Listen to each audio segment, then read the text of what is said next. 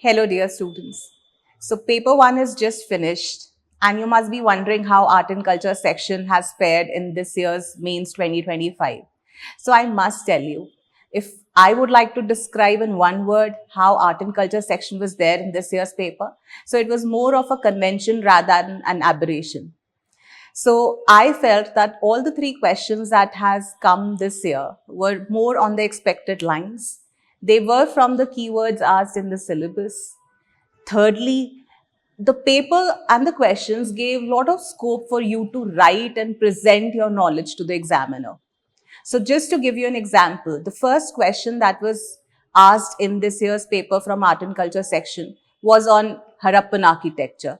And you all, when you cover architecture, you cannot leave Harappan architecture. So you had a lot of scope.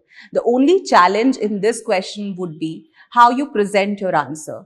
What all dimensions do you give, right? So if I were to talk about Harappan architecture, you all know that you have to mention about the town planning, urban infrastructure, drainage, the public buildings, the granary, the great bath. It all depends how you present your answer now. The second question that was asked in this year's paper was on Akbar's religious syncretism. Now, this particular question may, have felt like you need some time to think about. But still, if someone has prepared their prelims really well and has done their NCRTs well, you must all be knowing about Akbar's religious policy. So here in this question, you had to talk about the different aspects, how Akbar brought different forms of religion in his court.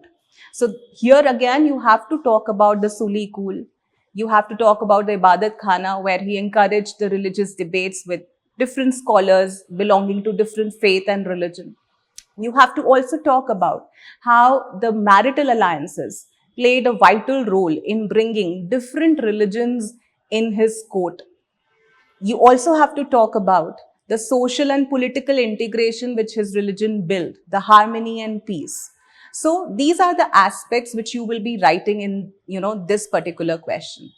The third question that came in this year's paper was on Chandel art forms. Again, if I were to dwell on this question, art form is mentioned in your syllabus as a keyword. And when you talk about the coverage of the syllabus, regional dynasties are very, very important. And if one is focusing on, art forms and sculptures, Chandel present a very exemplary example of the monumental sculptures and the intricate, deep, life, breathtaking sculptures in, Khajuraho.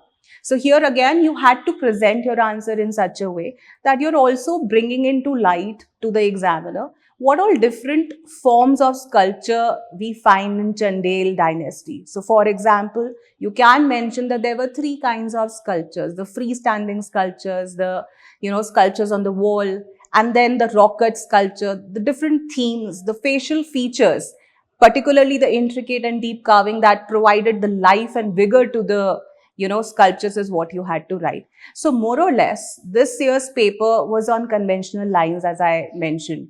So, let's wait and watch how the next year paper would be. But, as a last minute or the future tip, which I would like to tell you is that if someone is very calm and, relaxed, one is able to think more in the paper, and that's what you have to do in UPSC mains. So all the best, guys.